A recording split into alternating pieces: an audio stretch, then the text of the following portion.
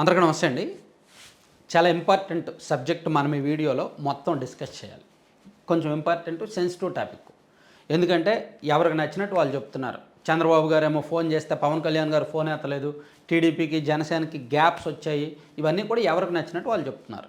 So నాకు ఈ 2 రోజుల నుంచి మన సబ్స్క్రైబర్స్ చాలామంది మోర్ దాన్ 300 మన సబ్స్క్రైబర్స్ వాట్సాప్లో కానీ మెయిల్లో కానీ ఇతర ఛానల్ లింకులు లేదా ఇతర క్లిప్పింగ్స్ పెట్టి అన్న దీని మీద మీరు చేయండి మీ వ్యూ అని అడుగుతున్నారు.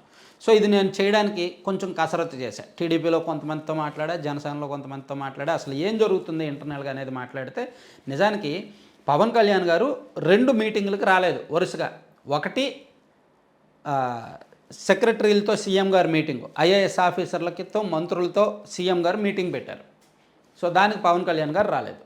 ఆ తర్వాత క్యాబినెట్ మీటింగ్ జరిగింది, దానికి కూడా పవన్ కళ్యాణ్ గారు రాలేదు. ఇలా ఈ 2 సమావేశాలకు పవన్ కళ్యాణ్ గారు రాకపోవడంతో చంద్రబాబు గారు ఫోన్ చేసినా పవన్ కళ్యాణ్ గారు ఆన్సర్ చేయలేదు అని అప్పుడు చంద్రబాబు గారేమో మంత్రి నాదెళ్ల మనోహర్ గారిని అడిగారు అని అప్పుడు నాదెళ్ల మనోహర్ గారేమో పవన్ కళ్యాణ్ గారికి నడువు నొప్పి ఉంది, రెస్ట్లో ఉన్నారని చెప్పారని రకరకాలు చెప్తున్నారనమాట. ఇందులో ఏది వాస్తవం ఏంటనేది మనకు తెలియదు, కానీ ఈ అంశాలన్నీ పక్కన పెట్టేద్దాం. ఆయన ఫోన్ చేశాడా, ఆయన ఎత్తాడా, ఆయన నడువు నొప్ప కాదా, ఈ అంశాలన్నీ మనకు అనవసరం. సో బయట పబ్లిక్ ఆలోచించేది ఏంటి, లేదా మీడియా ఫోకస్ చేయాల్సిందేంటి? ఇద్దరి మధ్య గ్యాప్స్ ఉన్నాయా? లేవు. గ్యాప్స్ ఉన్నట్టు ఆనవాళ్ళు కూడా లేవు. కానీ ఎవరి రాజకీయం వాళ్ళకు ఉంది, ఎవరి వ్యూహం వాళ్ళకు ఉంది. జాగ్రత్తగా వినండి, వ్యూహం వేరు, విభేదాలు వేరు. గ్యాప్స్ రావడం వేరు, ఎవరి పనులు వాళ్ళు చేసుకోవడం వేరు.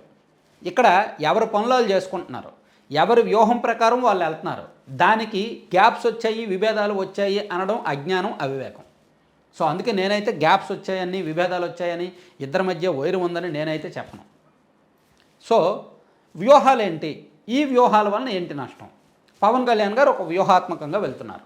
రాష్ట్రంలో జరుగుతున్న ప్రతి అంశాన్ని ఆయన జనసేన పార్టీకి అనుకూలంగా, తనకు అనుకూలంగా మార్చుకొని రాజకీయం చేస్తున్నారు. రాజకీయం చేయడం మీన్స్ ఎక్కడ దూరాలో, ఎంత దూరాలో అన్నిట్లోనూ దూరుతున్నారు. ప్రతి అంశంలో కూడా ఆయన నిష్కర్షగా, నిరభ్యంతరంగా రెస్పాండ్ అవుతున్నారు.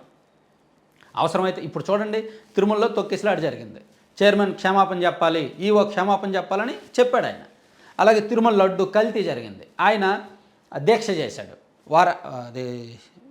ఇది సనాతన ధర్మ దీక్ష. అలాగే ఇంకా కొన్ని కాకినాడ రేషన్ బియ్యం ఆయన నేరుగా వెళ్ళారు, షిప్లోకి వెళ్ళారు. ఇలా చాలా ఇష్యూస్ ఈ కూటమి ప్రభుత్వం అధికారంలోకి వచ్చిన తర్వాత 8 నెలల్లో జరిగిన అనేక సంఘటనల్లో పవన్ కళ్యాణ్ గారు శాఖలకు సంబంధం లేకుండా దూరారు. పైకి చెప్తున్నప్పటికీ నా దగ్గరే కనుక హోంశాఖ ఉంటే నేను వేరేలా చేసేవాడిని పైకి చెప్తున్నప్పటికీ తను చేయాల్సిన పని చేస్తున్నారు. ఇదంతా కూడా ప్యూర్లీ పొలిటికల్ వ్యూహం. తెలుగుదేశం పార్టీని ఇబ్బంది పెట్టిన వాళ్ళని, కేసులు పెట్టిన వాళ్ళని పార్టీలో చేర్చుకుంటున్నారు. సో ఇదంతా కూడా ఆయన ఒక రాజకీయ నాయకుడు. అఫ్కోర్స్ ఆయన చంద్రబాబు గారు సన్నిహితుడైనా, కూటమిలో భాగస్వామి అయినా ఆయనకి ఒక పార్టీ ఉందిగా, ఆ పార్టీ కూడా బలోపేతం అవ్వాలిగా. ఆ పార్టీ కూడా జనంలో ఇంకాస్త తెలుగుదేశం పార్టీకి ఆల్టర్నేటివ్గా ఓట్ బ్యాంకు పెంచుకునే రాజకీయం చేయాలిగా. సో ప్యూర్లీ ఈ 8 నెలల్లో రాష్ట్రంలో చంద్రబాబు గారు, లోకేష్ గారు, జగన్మోహన్ రెడ్డి గారి కంటే ఎక్కువగా మెచ్యూర్డ్ పాలిటిక్స్ చేస్తున్నది పవన్ కళ్యాణ్ గారే. అధికారంలో ఉంటూనే కొన్ని విషయాల్లో కడిగేస్తున్నారు, అడిగేస్తున్నారు, నిలదీస్తున్నారు. అది జరుగుతుంది. అయితే సరిగ్గా అదే టైంలో ఆయన వ్యూహం అది ఉన్నప్పుడు ఇక మరి వీళ్ళ వ్యూహం ఏంటి? తెలుగుదేశం పార్టీ వ్యూహం. ఎంత అవునన్నా కాదన్నా తెలుగుదేశం పార్టీలో టాప్ 10 to 15 మెంబర్స్కి మాత్రమే తెలిసిన విషయం ఏంటంటే లోకేష్ గారికి ఖచ్చితంగా ఇప్పుడున్న మంత్రి పదవే కాకుండా ఖచ్చితంగా ప్రమోషన్ ఇవ్వాలి. అది వాళ్ళలో ఉన్న డిమాండు, కోరిక, డిజైర్ అండ్ డిమాండ్ అది బలంగా ఉంది. సో డిప్యూటీ సీఎం చేయాలి అంటే జనసేన వాళ్ళు ఒప్పుకోవట్లే. కాబట్టి ఆ డిమాండ్ను సూచాయిగా ఒక లీక్ రూపంలో బయటికి తీసుకొచ్చారు. దానికి జనసేన వాళ్ళు కౌంటర్ ఇచ్చారు, అసలు ఇవ్వడానికి ఒప్పుకోము, లోకేష్ గారికి డిప్యూటీ సీఎం ఇవ్వాలంటే పవన్ కళ్యాణ్ గారికి సీఎం చేయండి అనేటట్టు వాళ్ళు ఇవ్వడంతో అప్పట్లో వెనక్కి తగ్గారు, తెలుగుదేశం పార్టీ వాళ్ళు వెనక్కి తగ్గారు. ఇప్పుడైతే ఆ చర్చ అయితే జరగట్లా. ఎక్కడా కూడా లోకేష్ గారు డిప్యూటీ సీఎం అనే టాపిక్ ఆ చర్చ ఎక్కడ జరగట్లేదు. కానీ ఆ విషయం బయటకు వచ్చిన తర్వాతే పవన్ కళ్యాణ్ గారు వీళ్ళకి వ్యతిరేకంగా చేస్తున్నారు, వీళ్ళకి రివర్స్ అయ్యారు, ఆయన ఇండివిజువల్గా చేసుకుంటున్నాడు అనే వార్తలు పుట్టుకొచ్చాయి. అంటే అటువంటి వార్తలు పుట్టడానికి అది ఊతం ఇచ్చింది. లోకేష్ గారు డిప్యూటీ సీఎం అనే డిమాండ్ ఇటువంటి వార్తలు పుట్టడానికి అది ఊతం ఇచ్చిందనమాట. సో ఫైనల్గా నేను చెప్పేది ఏంటంటే రెండు వేరు పార్టీలు ఒకటి కాదు. ఎవరి రాజకీయ లక్ష్యాలు వాళ్ళకు ఉంటాయి, ఎవరి రాజకీయ వ్యూహాలు వాళ్ళకు ఉంటాయి. సో శాశ్వతంగా ఇప్పుడు చంద్రబాబు గారు సీఎంగా ఉన్నారు కాబట్టి పవన్ కళ్యాణ్ గారు డిప్యూటీ సీఎంగా ఉండడానికి ఓకే, ఎందుకంటే చంద్రబాబు గారు పెద్ద ఆయన కాబట్టి, పెద్దరికం కాబట్టి. సో మాకు 134 ఎమ్మెల్యే సీట్లు ఉన్నాయి, మ్యాజిక్ ఫిగర్ కంటే మాకు 50 సీట్లు ఎక్కువే ఉన్నాయి, 45 సీట్లు ఎక్కువే ఉన్నాయి, కాబట్టి మేము డిప్యూటీ సీఎం ఎవరైనా మేము ఉంటామని లోకేష్ గారు కనుక పొరపాటున ప్రమోషన్ తీసుకుంటే ప్రభుత్వంలో, అప్పుడు పవన్ కళ్యాణ్ గారు రివర్స్ అవుతారు.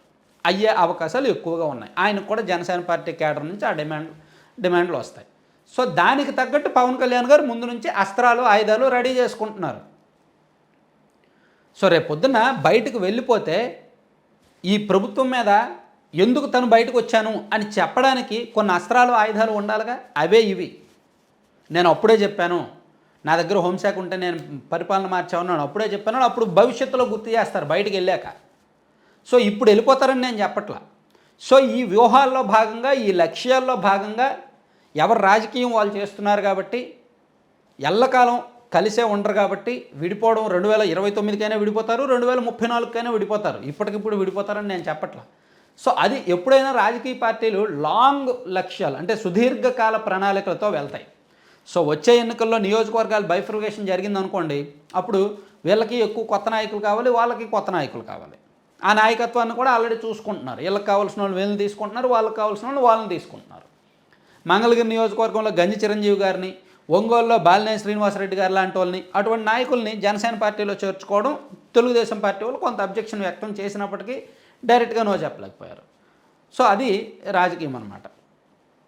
సో ఫైనల్గా ఇవి గ్యాప్స్ అని అయితే ఎవరూ సృష్టించొద్దు. ఆ వ్యూహాల్లో భాగంగా వాళ్ళ మధ్య ఎప్పుడైనా విభేదాలు వస్తే వాళ్ళే బయటపడతారు. అప్పటి వరకు ఎటువంటి గ్యాప్స్, పరిపాలన విషయంలో అయితే గ్యాప్స్ లేవండి. పరిపాలన విషయంలో ఏకాభిప్రాయంతోనే వెళ్తున్నారండి. కేవలం వీళ్ళ మధ్య ఏమైనా ఉంటే గ్యాప్స్ వస్తే రాజకీయ గ్యాప్సే వస్తాయండి ఫ్యూచర్లో. Thank you.